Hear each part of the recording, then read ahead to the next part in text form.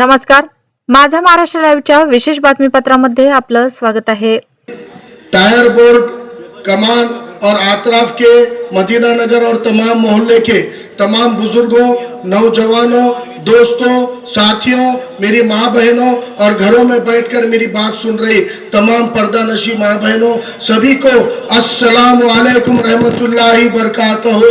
सभी का मैं क्रांतिकारी सलाम करता हूँ, क्रांतिकारी इस्तकबाल करता हूँ, क्रांतिकारी जय भीम करता हूँ, क्रांतिकारी जय भीम कहता हूँ।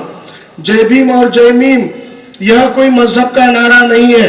जय भीम और जय भीम, ये जय भीम समाज जिसको बौद्ध धर्म मानने वाला समाज कहते हैं, ये उनके धर्म का नारा नहीं है। जय भीम ये इनकलाबी नारा है जो जातिवादी के छाती पर चीर कर खड़ा होता है, उस नारे का नाम जय भीम है। और जब ये जय भीम के साथ मुस्लिमीन का मीम जुड़ जाता है, ईमान वाले मुसलमानों का मीम जुड़ जाता है, तो ये सियासत में क्या भूचाल करता है, इसका नमूना आली जनाब प्रकाश अंबेडकर साहब ने पिछले लोकसभा के चुनाव में औरंगाबाद के अंदर दिखा दिया था कि 2 करोड़ मुसलमानों का एक भी खासदार पिछले 20 सालों से इस महाराष्ट्र में नहीं था, लेकिन जय भीम और जय मीम के इत्तेहाद ने 2 करोड़ मुसलमानों का एक एमपी चुन के लाने का दम औरंगाबाद से भरा था। मेरे अजीज साथियों ने यहाँ पर आपको बताया कि जन संवाद यात्रा क्या है। आज मुझे बताइए, कहाँ है हम लोग, कहाँ है हमारी खिदमत करने वाला निजाम, किस सिस्टम के तहत नांदेड़ चल रहा है, कौन है हमारे नगर का सेवक, कौन है हमारे मोहल्ले के लिए जिम्मेदार? कहीं कोई नहीं है, कोई पुश्ताने हाल नहीं है। नांदेड़ की बल्दिया को, महानगर पालिका को डिसॉल्व हुए 2 साल होने को आ गए, कोई वाली नहीं है। आज सब कुछ अधिकारी के, कमिश्नर के हवाले नांदेड़ चल रहा है। ये नांदेड़ शहर जो आपको 500 से 600 करोड़ का सालाना टैक्स देता है, अपने टैक्सेस से 600 करोड़ रुपया आपके तिजोरी में डालता है, उसको 81 वार्ड है नांदेड़ में, लेकिन एक भी नगर सेवक नहीं है, कोई पुश्ताने हाल नहीं है।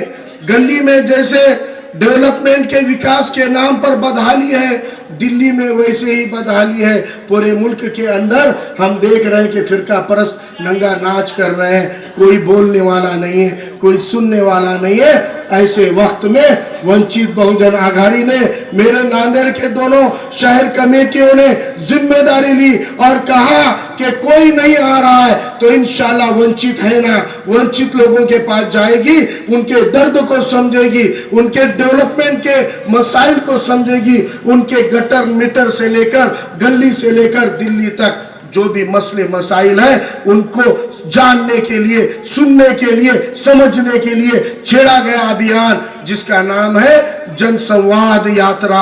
और ये यात्रा पिछले 3 दिनों में हमने देखा कि 3 दिन पहले खड़गपुरा शरीफ से इसकी इब्तिदा की गई थी और उसके अगले दिन खड़गपुरे से लेकर तो हतई तक, और फिर उसके अगले दिन हतई से लेकर मल्लियों से लेकर ये तमाम इलाकों में करती हुई इस यात्रा का आज इख्तिताम है। मैं आप तमाम लोगों का शुक्रिया अदा करता हूँ कि कसीर तादाद में जमा होकर आपने दिखा दिया कि नांदेड़ की आवाम बागी आवाम है, ये किसी की गुलामी ज़हीनी गुलाम नहीं है, ये किसी की ज़हीनी गुलाम नहीं है, ये किसी चमचे को नहीं गिनती, ये किसी साहिब को नहीं गिनती, ये तो मस्तवाल जिंदा दिल आवाम है। जब दिल में आता है, जब सही लगता है, जब हक बात दिखती है तो उठ कर खड़ी हो जाती है। इतनी बड़ी कसीर तादाद में आपकी मौजूदगी यकीनन फिरका परस्तों के लिए भी और मौका परस्तों के दिलों को दहलाने वाली है। आज हम लोगों के प्रोग्राम को नाकाम करने की कोशिशें की गई, हमारी परमिशन से लेकर जलसे के लिए स्टेज लगाने तक, स्टेज लगाने से बिजली का कनेक्शन लेने तक, कुर्सियां बिछाने तक, जैसे बीच में आपको रेती का ढेर दिख रहा है वैसे ही पत्थर डालने की कोशिश की गई।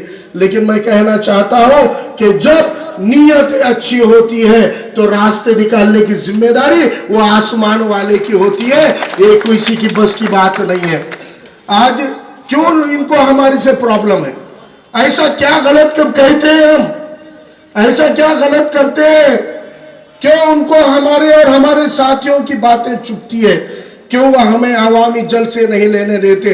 क्यों रुकावटें डालते हैं? क्योंकि हम हक बात करते हैं, क्योंकि हम ईमानदारी की बात करते हैं, क्योंकि हम आपको असली मसले मसाइल दिखाते हैं। मुझे याद है ऐसी जगह पे स्टेज लगाकर कई बड़ी बड़ी बातें की गई थी, कई फेंका फेंकी की गई थी। मुझे कहना है कि हम उनके उस झूठ का नकाब फाड़ते हैं, इसलिए वो डरते हैं कि हम जब बोलेंगे तो आवाम बेदार हो जाएगी और आवाम को वो सुलाना चाहते हैं, एक गफलत की नींद में ढकलना चाहते हैं, इसलिए वो हमारे मुंह को, हमारी आवाज को दबाना चाहते हैं। लेकिन भाइयों, ये वही नांदेड़ है जो नांदेड़ के अंदर आजादी से पहले जो डेवलपमेंट हुए थे, पूरे मराठवाड़ा की इंडस्ट्रियल कैपिटल यानी औद्योगिक राजधानी इस नांदेड़ को कहा जाता था, क्योंकि निजाम के दौर में 1920 से 25 के अरसे में उस्मान शाही मिल लगाकर नांदेड़ की आवाम को भरपूर रोजगार देने का काम निजाम के दौर में हुआ था। नांदेड़ और मराठवाड़ा के अंदर गांव गांव को जोड़ने का, शहर शहर को जोड़ने का काम रेलवे के ट्रैक से निजाम के दौर में हुआ था। जितने डेवलपमेंट, अकेली एनटीसी मिल खाली रोजगार नहीं देती थी, आपके पूरे नांदेड़ शहर को बिजली बनाकर सप्लाई करने का काम उस्मान शाही मिल के जरिए होता था। पूरे नांदेड़ को आलीशान मार्केट 8-8 दिन को, पेमेंट के दिन, हर हफ्ते को, हर 8 दिन को एक मीना बाजार भरता था मिल गेट के ऊपर। नांदेड़ की इकोनॉमी को, तरक्की को वहां पे उस्मान शाही मिल का कंट्रीब्यूशन था। अकेली उस्मान शाही मिल 3 टर्म में, 3 शिफ्ट में 12,000 मजदूरों को 12 महीने का रोजगार देती थी। आपके हमारे बुजुर्गों की निकालो कि कितने ऐसे मिल मजदूर हैं जिन्होंने मजदूरी के लिए नांदेड़ को चुना और बस गए। उन मिल मजदूरों को 12,000 लोगों को 12 महीने का रोजगार वहां मिलता था। आपके पड़ोस में सूद गिरनी थी, ये सूद गिरनी के अंदर 3,000 लोगों को काम मिलता था, साल के 12 महीने काम था। उससे आगे टेक्सकॉम थी सिडको में, अकेली टेक्सकॉम के अंदर 2 से 3,000 लोगों को 12 महीने का रोजगार मिलता था। उससे आगे सिप्टा थी, वहां पे 1,001 लोगों को 12 महीने का रोजगार मिलता था। आपके बगल में मैफको थी, वहां पे कई दर्जन लोगों को 12 महीने का रोजगार मिलता था। लेकिन इन 40-45 सालों में इस नांदेड़ की 7 बार अपने नाम पे कहने वाले लीडर ने यहाँ के सारे धंधों को बंद कर दिया। जो उस्मान शाही मिल निजाम ने शुरू की थी, इन्होंने उसको बंद करा दिया। जो रेलवे की ट्रैक निजाम ने बनाए थे, 1 किलोमीटर की भी ट्रैक आजाद 75 साल में नहीं बना पाए, जो आजादी के पहले निजाम ने बनाया। एक नया रूट रेल का ये पूरे मराठवाड़ा में नहीं डाल पाए। इन्होंने इन 40-45 सालों में नांदेड़ को बर्बाद करने का काम किया। आज रोजी रोटी नहीं है, 12 महीने का रोजगार देने वाले 12,000 लोगों को एनटीसी देती थी, 3,000 को सूद गिरनी 15 हुए, 3,000 को टेक्सकॉम 18 हुए, 1,001 को 1,000-2,000 को सिप्टा और मैप को भी पकड़ लिए, तो 20,000 मजदूरों को 12 महीने का रोजगार 40 साल पहले नांदेड़ में था कि नहीं था? याद है कि नहीं बुजुर्गों? मैं अब्दुल समी के वालिद साहब यहाँ बैठे हैं, मैं सच कह रहा हूं चाचा। 40 साल पहले 20,000 लोगों को 12 महीने का रोजगार था, लेकिन ये इनके चमचों के साहिब ने 45 सालों में सब बर्बाद कर दिए। आज मुझे एक इंडस्ट्री बताओ, एक उद्योग बताओ जहां 20,000 तो छोड़ो, 2,000 लोगों को भी 12 महीने का रोजगार। नांदेड़ में शहर ही नहीं, जिले में कोई धंधा नहीं है, कोई इंडस्ट्री नहीं है कि जो 2,000 लोगों को भी 12 महीने का रोजगार दे सके। 40 साल पहले 20,000 लोगों को रोजगार और काम देने वाला नांदेड़ आज 2,000 लोगों को भी काम नहीं दे सकता। इसलिए पढ़ लिख कर मेरे कौम के नौजवानों को, बहुजनों के नौजवानों को ऑटो रिक्शा चलाना पड़ रहा है। आज यहाँ स्टेज पे श्रीधर कामरे खड़े रहो, ये एडवोकेट श्रीधर कामरे है, ये LLB LLM किए वाले हैं, नॉवेल्टी के सामने गाड़ा लगाते हैं, इनके साथ 2000 गाड़े वालों की यूनियन ये चलाते। ये मेरे दोस्त को देखिए, LLB LLM करने के बावजूद गाड़ा लगा के रोजी रोटी करनी पड़ती है। इतने डिग्री डबल डिग्री करने वाले कई बहुजन कई मुस्लिम मिल जाएंगे, उनके हाथ को काम नहीं है, कोई रोजी रोटी का जरिया नहीं है। आप मुझे बताओ कि नांदेड़ के अंदर विकास हुआ है तो 40 साल पहले अगर 20,000 लोगों को रोजी रोटी मिलती थी तो आज हमको 40,000 80,000 को मिलनी चाहिए थी, जो 2,000 भी नहीं है। ये मैं आपको हकीकत में कहना चाहता हूं। और ये अपने काम के लिए श्रीधर कामरे को या हमारे बच्चों को आज तालीम लेनी है तो ये संस्थाएं तो डाल दी है। ये अली बाबा ने 40 चोर है इनके पास। ये जो 4,000 3,000 करोड़ आते, 500 करोड़ आए, 1,000 करोड़ आए, यहाँ पे भाषणों में बोलते, तो ये आते तो किसके लिए आते? तुम्हारे तरक्की के नहीं आते, लिए नहीं आते।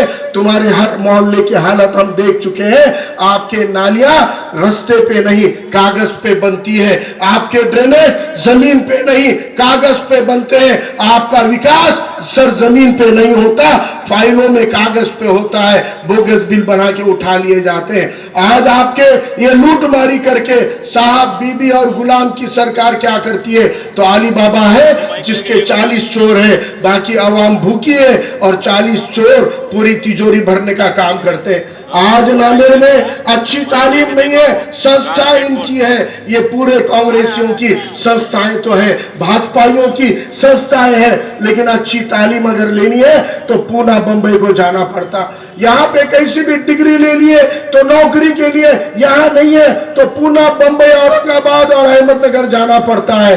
आज हम अपने शहर में रोजी रोटी नौकरी और अच्छी तालीम नहीं दे सकते। हमारे स्कूलों की बदहाली देखो कि कितने बदहाली है कि हमारे पास में जो खानगी स्कूलों के अंदर 5,000 रुपए का टीचर रहता जी, 10,000 का रहता, 15,000 से ज्यादा प्राइवेट स्कूल में कोई टीचर को तनख्वाह नहीं देते, लेकिन उन प्राइवेट स्कूल में आप लाइन लगा के एडमिशन लेते और वहां एडमिशन फुल बोले तो फिर फोन कर दे, फारूक भाई वो अल रिजवान में एडमिशन होना जी, वो सना वाले दे रहे नहीं जी, वो इकरा वाले दे रहे नहीं जी। मैं बोलता भाई कई को उधर डाल रहे, तुम्हारे गली में नगर पालिका की स्कूल है क्या है, वहां डालो ना। अरे नहीं डालने का बोले, बल्दिया के स्कूल में नहीं डालने का, नगर पालिका के स्कूल में बच्चे को नहीं डालने का। मतलब क्यों? जाके क्या करेंगे, वहां पढ़ाई सुनी है। आपको मैं बताऊं, जिस नगर पालिका के स्कूल में आप बच्चे को डालने से मना करते हो, जो नगर पालिका के स्कूल में इल्म और तालीम के नाम पे बकवास है, वो नगर पालिका के स्कूल में जो टीचर है उनकी तनख्वाह 30,000 40,000 50,000 60,000 रुपये तक है, और जो खानगी में नंबर नहीं लग रहा वहां 12-15,000 के ऊपर टीचर को तनख्वाह नहीं है। इसका मतलब जहां कम तनख्वाह के टीचर है वहां पर तालीम अच्छी है, और जहां दुगनी तिगनी तनख्वाह के टीचर है वहां तालीम खराब है। फर्क, सवाल और गलती टीचरों की नहीं है, सिस्टम की है। यहाँ नगर पालिका के स्कूलों के अंदर किसी नगर सेवक का रौब नहीं है कि वो वहां का निजाम संभाल के बोले कि ये मेरे वार्ड की स्कूल में आला दर्जे की तालीम होनी चाहिए, क्योंकि वो बोलने का दम कम ईमानदारी से आता है। और एक भी ईमानदार नगर सेवक नहीं है जो अपने बल्दिया के टीचरों पे अपना वजन रखे, क्योंकि नांदेड़ के 95% नगर सेवक नगर के सेवक नहीं है, गुत्तेदार है, बोगस फाइल बना के बिल उठाने वाले हैं, ये बेईमान है, इनके अंदर ईमानदारी का जोश नहीं है। ये क्या टीचर तो बहुत दूर की बात है, बल्दिया के चपरासी को डरा के बता दो मैं इनाम दे दूंगा, लेकिन इनसे बल्दिया का चपरासी भी नहीं डरता, क्योंकि वो चपरासी को मालूम है इसके बोगस नाली की फाइल ये टेबल से वो टेबल मैं लेके जाता हूं, ये मेरे को दबाता क्या, ये मेरे को दबाता क्या। इसलिए साथियों, तालीम और रोजगार के मामले में देखो, मैंने कल कहा आज भी कह रहा हूं, दुश्मन में भी खूबी हो तो उससे भी सीखना चाहिए। याद करो वो इजराइलियों को, वो यहूदियों को जिनको जर्मनी के अंदर हिटलर ने चेम्बर में ठूस ठूस के मार दिया, बचे बचाकर भागते दौड़ते वो लोग फिलिस्तीनियों के पास रहम की भीख मांगते गए तो हमारे अरबियों ने, फिलिस्तीनियों ने रहम करके उनको रहने दे दिया। तो वो दुनिया के सबसे छोटी कौम, अक़लियत कौम है आज भी, लेकिन उन्होंने तालीम के, इल्म के दम पर, साइंस के, रिसर्च के दम पर अपनी कौम की इतनी बड़ी तरक्की कर दी कि आज ये इजराइलियों ने अमेरिका जैसे बड़े देश को अपना गुलाम बना लिए और अमेरिका का इस्तेमाल करके वही हमारी सरजमीन जो फिलिस्तीन की है वो छीनने का काम कर रहे हैं। लेकिन अगर इजराइलियों से हमको सीखना है तो इस बात की, हम खाली नफरत करके, बायकाट करके नहीं होगा। आप बायकाट कर रहे, कैसे कर रहे? फेसबुक पे, अरे वो भी तो यहूदी का है। जो आईफोन पे लिख रहे बायकाट इजरायली प्रोडक्ट, वो आईफोन भी तो यहूदी का है। आज कोई चीज ऐसी नहीं है जो इजरायली या अमेरिकन की नहीं है। आप बायकाट करना है तो अपने अंदर की काहिली का बायकाट कीजिए, अपने अंदर की तालीम लेने की सुस्ती का बायकाट कीजिए। बायकाट करना है तो अच्छा और हक इंसाफ की सियासत करने में आपके अंदर आने वाली झिझक का बायकाट कीजिए, क्योंकि अगर हम ये नहीं करेंगे तो आने वाले दिनों में एक इनकलाबी कौम के तौर पे हम खड़े नहीं हो पाएंगे। मुझे यहाँ कहना है, ये नांदेड़ की सियासत एक दौर था, ये सियासत होली और हतई से चलती थी। होली और हतई की सियासत गंगा जमनी तहजीब की सियासत थी। कोई हिंदू मुसलमान नहीं, तरक्की वाला था। वीडी देश पांडे नाम के ब्राह्मण को मुसलमान चुन के लाते थे और सैयद फारूक पाशा को हिंदू और दलित चुन के लाते थे। ये इत्तेहाद की सियासत, हतई और होली की सियासत थी। लेकिन साहब बीबी और गुलाम ने क्या कर दिए, वहां का सेंटर हतई से हटा के नाके पे तो ला लिए, लेकिन नाके पे नाके वालों की नहीं चलती, शिवाजी नगर का कंट्रोल चलता है। इसलिए ये डुप्लीकेट पड़ा है। इसलिए यहाँ खाली गुंडागर्दी है, यहाँ पे खाली कैरम के क्लब है, यहाँ खाली मटके के अड्डे, यहाँ पे बेकायदेशीर दारू बांटी जाती है, यहाँ पर हर गलत काम किया जाता है, क्योंकि इसका कंट्रोल यहाँ के लोगों के नहीं तो शिवाजी नगर में तय होता है। शिवाजी नगर की गुलामी कर रहे हैं, इसलिए देगलूर नाके के आतराफ के इलाके को शिवाजी नगर के गुलामी से आजाद कराना है तो वंचित बहुजन आघाड़ी के सिवाय हमारे पास पर्याय नहीं है। हमको उठ के खड़ा होना पड़ेगा। ज़हीनी गुलामों को हमारा कायद नहीं मान सकते, ये बात हमको समझने की जरूरत है। मुसलमानों की हालत देश में, मुल्क में, जिले में, महाराष्ट्र में बड़ी अजीबोगरीब हो गई है। मैंने कल वादा किया था कि अयोध्या के मौजू पर मैं बात करूंगा। उधर आने से पहले मैं आपको थोड़ी मजेदार चीजें बताना चाहता हूँ। अभी मेरे एक दोस्त ने मुझे चिट्ठी देके कहा, बोले वो अभी ड्राइवरों का क्या चल रहा बोलो। तो मैं बोला ठीक है भाई, वो बोल के मैं अयोध्या के मौजू पे आने वाला हूँ। तो अभी देखो, ये जो सरकार आने वाली है, ये जो गुजरात के कातिल है नरेंद्र मोदी और तड़ीपार है अमित शाह, ये लोगों ने इतने सत्ता में आने के बाद गलत कानून, पहले कानून बना एनआरसी का, पूरे मुसलमानों को, माइनॉरिटी को खिलाफ कर लिए। फिर कानून बना, 3 काले कानून बनाए, पूरे मुल्क के किसान खिलाफ हो गए। फिर कामगारों के खिलाफ बनाए, पूरे मजदूर खिलाफ हो गए। अब कुछ उनको काम धंधा है नहीं, तो अब उन्होंने क्या किए, ड्राइवरों के खिलाफ कानून बना दिए। क्या बोले, ड्राइवर ने अगर गाड़ी ठोक दिया और गाड़ी छोड़ के भाग गया तो उसको 10 साल की सजा और 7 लाख रुपए का दंड। अब हम नरेंद्र मोदी को पूछना चाह रहे कि गाड़ी छोड़ के भाग गया तो उसको 10 साल की सजा है, गाड़ी छोड़ के भागने वाले को 10 साल की सजा, जोरू छोड़ के भागने वाले को कितने साल की सजा? जोरू छोड़ के भागे वाले की भी तो सजा होना ना, लेकिन वो जोरू छोड़ के भागे बाद भी उसको चुन के लाके 10 साल से थोप रहे। अजीब कौम है ये भक्ता भी, ये भक्तों ने पूरे देश का बेड़ा गर्क कर दिया है और हमको अब इनसे छूटना है तो एक नए विकल्प की तरफ आना पड़ेगा। देखिए ऐसा ही है, एक गांव में एक मुखिया था, वो मुखिया बड़ा चालाक था। आज हो क्या रहा है, हमारे साथ में भी वो मुखिया के जैसा हो रहा है। क्या हो रहा है, तो एक मुखिया था गांव में, वो क्या बोला, मैं बहुत होशियार आदमी हूँ बोले, और मेरे को सब मालूम है, और अगर कोई ऐसा आदमी है जो मेरे को आके कोई नई बात बोलेगा जो मेरे इल्म में नहीं थी, जो मेरे को नहीं मालूम, ऐसा कोई आके मेरे को अगर बोला तो बोले मैं उसको 2 लाख रुपए का इनाम दूंगा। अब आजू बाजू के गांव के लोग आ गए, बोले भाई कोई भी आके बोला, बोले ऐसा ऐसा आगरा नाम का है, वहां पर बोले सफेद कलर का एक बहुत बड़ी इमारत है, और बोले तुमको मालूम कि वो दुनिया का क्या है, तो फिर उसने बोले हाँ मेरे को मालूम है। बोले क्या है? 7वां अजूबा है। बोले आगरा में और क्या है? बोले बड़ी जेल है। बोले और क्या है? बोले बड़ा पागल खाना है। अरे सभी जवाब दे दे रहा, मेरे को ये भी मालूम, मेरे को वो भी मालूम। अब वो 2 लाख तो उसके निकल रहे नहीं। एक चालाक आया, एक चालाक आदमी आ गया और आके फिर बोला कि देख भाई, बोले मैं तेरे को ऐसी बात बताने वाला हूं जो तेरे को मालूम नहीं है, तू 2 लाख रुपए तैयार रख। बोला ठीक है भाई आ जाओ। आ गया वो आदमी, आके बोला सरपंच को, मुखिया को, बोले देख, बोले मैं तेरे को एक नई बात बोल रहा हूं जो तेरे को मालूम है कि नहीं है, तू मेरे को कबूल कर। बोले क्या है जी? बोले तेरे दादा ने मेरे दादा से 4 लाख रुपए का कर्जा लिए वाला है। तेरे दादा ने मेरे दादा से 4 लाख रुपए का कर्जा लिए थे। बोल तेरे को मालूम है क्या? अगर मालूम है तो 4 लाख देना पड़ेंगे। अगर वो बोला हाँ मेरे को मालूम है तो 4 लाख गिनने पड़ेंगे, और बोला नहीं मालूम है तो 2 लाख देने पड़ेंगे। अब ये कितना शाना था, उसका तो दोनों तरफ फायदा। बोले मालूम है तो 4 लाख दे फिर मेरे दादा का कर्जा, और नहीं मालूम है तो 2 लाख रुपए दे फिर, तेरे को मालूम नहीं था मैं बोला। ये चालाकी मुसलमानों के साथ हो रही है, यही चालाकी आपके हमारे साथ हो रही है। और ये चालाकी कैसी हो रही है, मैं एक छोटी सी मिसाल देता हूं आपको।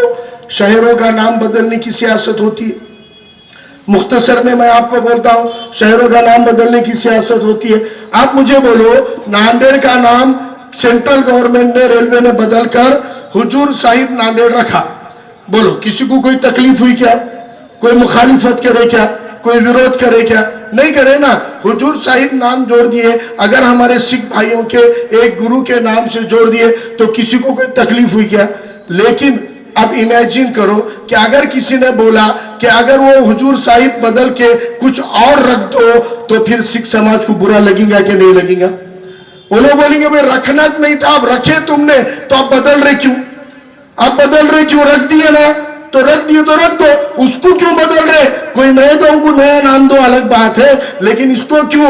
यही किस्सा आपके साथ हुआ है। औरंगाबाद और उस्मानाबाद, ये शहरों के नाम बदले। किसके नाम से बदले? छत्रपति संभाजी महाराज के नाम से बदले। छत्रपति संभाजी महाराज की और मुसलमानों की कोई विरोध नहीं, मुखालिफत नहीं है, लेकिन मुसलमानों का कहना था औरंगाबाद से छत्रपति संभाजी महाराज के ना पैदाइश का ताल्लुक है ना उनके वफात का ताल्लुक है, तो फिर उनकी वफात भी वहां नहीं हुई, उनकी पैदाइश भी वहां नहीं हुई, तो उनकी पैदाइश पूना में हुई, उनकी वफात पूना में हुई, उनकी मौत पूना में हुई, उनकी खबर पूना में है। तो फिर पूना का नाम छत्रपति संभाजी नगर रखो ना, औरंगाबाद का क्यों बदल रहे? क्या गलत बोले मुसलमानों ने? लेकिन अब तुमने अगर औरंगाबाद का नाम बदलने की मुखालिफत करे तो तुम औरंगाबाद का नाम रखने की हिमायत ही नहीं कहलाओगे, तुम संभाजी महाराज के नाम का विरोध करने वाले हो। ऐसी चालाकी वो जो था नहीं क्या, 2 लाख ने तो 4 लाख लेने वाला, ऐसे शातिर बदमाश ने, हुकूमतों ने, सियासतदानों ने आपको पेच डाल दिया कि आप जब इसकी मुखालिफत करोगे तो आपको उसके खिलाफ खड़ा कर दोगे। जबकि हमारा कहना था कि पूना को आप छत्रपति संभाजी महाराज का नाम देते, हम भी बड़े शान से उसको कबूल ही करते, लेकिन आपने औरंगाबाद का नाम बदला। मुखालिफत बदलने की है, नाम देने की नहीं थी। लेकिन चालाक सियासत ने आपको कहां खड़ा कर दिया कि एक मुट्ठी भर फिरका परस कहते हैं कि मुसलमानों को संभाजी महाराज से क्या दुश्मनी है, क्यों विरोध कर रहे? हमारा विरोध छत्रपति संभाजी महाराज को नहीं है, औरंगाबाद का नाम बदलने को लेकर है। इसी तरह से आज मैं आपको मुख्तसर में एक बात कहूंगा, ज्यादा तफसील में नहीं जाते हुए। जो अयोध्या का मामला था, जो लोग 1975-78 की पैदाइश जिनकी है, साल 75-78 तक जो लोग पैदा हुए, उन लोगों को पता होगा कि बेसिकली राम मंदिर बाबरी का मुद्दा क्या था। तो ये कहा जाता था कि बाबर नाम के मुगल बादशाह ने वहां पे था वो राम मंदिर को तोड़ा और मस्जिद बनाई, इसलिए हमको वो जगह वापिस होना। यही लड़ाई थी ना चाचा, यही बोलते थे ना कि बाबर ने मंदिर तोड़ के मस्जिद बनाया, यही बोलते थे। लड़ाई झगड़ा यही था कि वो बोलते थे ये जो मस्जिद है ये बाबर ने पहले यहाँ मंदिर था उसको तोड़ के यहाँ मस्जिद बनाया। झगड़ा इस बात पे था। लेकिन भाइयों, हम भी अदालतों के फैसलों को एक तो 100% कबूल करते, नहीं तो 100% खारिज कर देते। अभी जो सुप्रीम कोर्ट का फैसला आया, शुक्लोदन असुदे, अभी जो सुप्रीम कोर्ट का फैसला आया, ये सुप्रीम कोर्ट के फैसले से हम मुतमईन नहीं है, ये बात सही है। सुप्रीम कोर्ट का फैसला हमारी उम्मीद के हक और इंसाफ के तकाजे पे नहीं आया, ये बात सही है। लेकिन जो झूठ 30 सालों से अडवाणी से लेकर अडानी के चमचों तक फैलाया गया था कि बाबर नाम के बादशाह ने मंदिर तोड़ा है, सुप्रीम कोर्ट के फैसले में उसने कह दिया कि यहाँ पर पहले मंदिर या हिंदू धर्म की कोई इमारत नहीं थी, यहाँ पर बाबर ने मंदिर तोड़ के मस्जिद बनाने का कोई सबूत नहीं है, ये सुप्रीम कोर्ट ने कबूल किया और 30 साल से फैलाए गए उस झूठ को खारिज किया है, जिसको हम आगे लाने से बच गए। आज हमको चिढ़ाया जा रहा है, आज हमको बताया जा रहा है कि हमने कहा था हम वही बनाएंगे, देखो बनाए कि नहीं। अरे सवाल है कि हक और इंसाफ के तरीकों से बनाए कि नहीं बनाए। हमारी कोई विरोध राम को नहीं है। अरे हमारे बुजुर्ग है, जो अल्लामा इकबाल है, जो पूरी दुनिया उनकी शायरी की तारीफ करती है, वो अल्लामा इकबाल हो या हसरत मोहानी, मौलाना हसरत मोहानी हो, इन्होंने बड़ी बड़ी अपनी कलामात से इस मुल्क की विरासत को सामने लाया है और धरोहर को सजा के रखा है। अल्लामा इकबाल ने लिखा है कि हर राम के वजूद पे हिंदुस्तान को नाज अहले नजर समझते हैं, उसको इमाम हिंद। हमारा झगड़ा या विरोध राम के नाम से नहीं था, हमारा हक उस जमीन के टुकड़े को लेकर है, जिस जमीन के टुकड़े पे आप झूठ फैला रहे थे कि ये जमीन पे मंदिर तोड़ा गया, जबकि ये सुप्रीम कोर्ट ने खारिज कर दिया। लेकिन फैसला टाइटल सूट के आधार पे नहीं, आस्था के आधार पे आया। तो मैं आपको पूछना चाहता हूं, ये हमारे लिए मजहबी शिकस्त है क्या? तो बिल्कुल नहीं है। ये हमारे लिए दीनियात की शिकस्त नहीं है, क्योंकि हमारा दीन कहता है कि अल्लाह अपने घर की खुद हिफाजत करता है, वो जिम्मेदारी अल्लाह की है। इसलिए वो हमारी दीनियाती नाकामयाबी नहीं है, वो हमारी समाजी नाकामयाबी है क्या? वो हमारी समाजियत की नाकामयाबी नहीं है, क्योंकि आज भी हिंदू मुसलमान और पिछड़ा वर्ग इत्तेहाद से रहते हैं। तो फिर क्या वो हमारी माशियत नाकामयाबी शिकस्त है क्या? तो हमारी माशियत की भी शिकस्त नहीं है। अगर आपको वो फैसले की शिकस्त की वजह जाननी है तो सियासी शिकस्त है। आज सियासी तौर पे आपके हक को नाहक में तब्दील करके अपने हिसाब से फैसले बदल रहे हैं, क्योंकि तुम्हारी सियासत में तुम नाकाम हुए हो। हक की, इंसाफ की सियासत जो तुम्हारे बुजुर्गों ने नबियों के और खलीफाओं के दौर से की थी, तुमने इसका जिम्मा सेक्युलरिज्म के नाम से कांग्रेस और राष्ट्रवादी के जैसे दोगलों को दे दिया कि ये मुल्क को बचाएंगे, ये सेक्युलरिज्म से लड़ेंगे, ये भाजपा से लड़ेंगे, ये शिवसेना से लड़ेंगे। नहीं लड़ेंगे। सत्ता मिलेगी तो उनके घर में जाके बैठेंगे, अपने हिस्से की सियासत खुद लड़ो। तुम मर्द मुजाहिद की कौम हो, तुमको यहाँ पर खुलफाए राशिदीन की विरासत और खलीफा बनाकर भेजा गया है। अपनी सियासत खुद करो, अपनी हिफाजत खुद करो। तुम्हारी समाजियत, तुम्हारी माशियत, तुम्हारी तालीमियत, तुम्हारी सारी चीजें अपनी सियासत के दम पे होगी, क्योंकि ये मुल्क जो है वो जमहूरी मुल्क है। इसलिए साथियों, अपनी सियासत के खुद सिपे सालार बनो, इसके उसके कदमों में मत जाओ, क्योंकि ये लोग आपको बचाने नहीं आएंगे। एनआरसी के वक्त महाराष्ट्र में सेक्युलर कहने वालों की हुकूमत थी, लेकिन उन्होंने डिसीजन नहीं लिया कि हम महाराष्ट्र में एनआरसी लागू नहीं करेंगे। ये फैसला उन्होंने नहीं लिया। इसलिए समझो कि आज तुमको किस दौर से तुम गुजर रहे हो। मैं आखिरी बात कह रहा हूं, गौर से सुनिए कि सुलह हुदैबिया का दौर याद कीजिए। सुलह मेरे नबी करीम आका सल्लल्लाहु अलैहि वसल्लम ने सुलह की थी, लेकिन सुलह के बाद उन्होंने जिन चीजों की हमको हिदायतें दी है उसको याद करो कि उन्होंने कहा 10 साल का मुआहदा था। उन्होंने कहा सहाबियों से कि जिनके अंदर जंगजू होने के गुण है, तुम जंग के साजो सामान में लगो। जिनमें खिदमत का जज्बा है, तुम जाओ दलितों, पिछड़ों, आदिवासियों की खिदमत करो। और तुम जिनमें लड़ने का जज्बा है, तो मजलूमीन के हक की लड़ाई लड़ो। जब ये सारी चीजें हुई तो सुलह हुदैबिया के बाद एक बड़ा हुजूम नबी करीम सल्लल्लाहु अलैहि वसल्लम के पीछे खड़ा हो गया, और जब वो हुजूम मक्का की जानिब गया, कोई जंग नहीं हुई, कोई तलवार नहीं उठी, कोई खून का खतरा नहीं हुआ, फतेह मक्का हुआ। मुसलमानों, सुलह हुदैबिया के बाद के दौर पे गौर करो, आज हमको मेरे नबी करीम सल्लल्लाहु अलैहि वसल्लम के उसी सुन्नतों के ऊपर अमल करने का वक्त आया। आज हम उसको समझेंगे, हिकमत से काम लेंगे, दलितों, पिछड़ों, आदिवासियों के साथ में जुड़ेंगे तो अपना वकार, अपनी सियासत, अपनी रियासत फिर से खड़ी कर सकते हो। तुमको यहाँ पर राज करने के लिए भेजा गया है और तुम यहाँ ज़हनी गुलाम बने हुए हो, तो ये तुम्हारी कमजोरी है, तुम्हारे दीन की कमजोरी नहीं है, तुम्हारे दुनिया की कमजोरी नहीं है। तुम्हारे साथ पिछड़ा समाज, अंबेडकरवादी समाज खड़ा हुआ है। 1979 से 79 से एक भी मुसलमान का आमदार खासदार तुम्हारा नहीं आया। उसके बाद बैटरी वाले सत्तार भाई लड़े, समद बागवान लड़े, सरवरी सर लड़े, गफ्फार खान साहब लड़े, कई लोग लड़े, लेकिन उनको 2000 भी गैर मुसलमानों ने वोट नहीं देने से वो 2000 4000 से हार गए। लेकिन फारूक अहमद को 14000 अंबेडकरवादियों ने वोट दिया था, लेकिन तुम बिखर गए, तुम 3 हिस्सों में बट गए। कहां गए वो लोग जिन्होंने वोट बांटकर दोनों तरफ बंटवारा करके मुझे सिर्फ 12000 मुसलमानों के वोट मिले?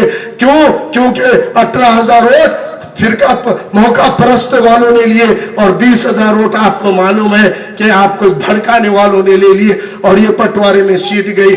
अब इसके समझ लीजिए कि अंबेडकरवादी समाज तुम्हारे साथ जुड़ना चाहता है। वो चाहता है कि मुसलमान और अंबेडकरवादी एक हो जाएगा तो इस मुल्क पे राज कर सकता है, और ये इत्तेहाद का वक्त है। वंचित बहुजन आघाड़ी समाजी इत्तेहाद की मिसाल है, और इंशाल्लाह आने वाले वक्त में हम इस इत्तेहाद से एक इनकलाब की लड़ाई लड़ेंगे। आप सभी लोगों का बहुत बहुत शुक्रिया, जगा लेता हूं। अल्लाह हाफिज, इनकलाब जिंदाबाद, जय भीम, जय भीम।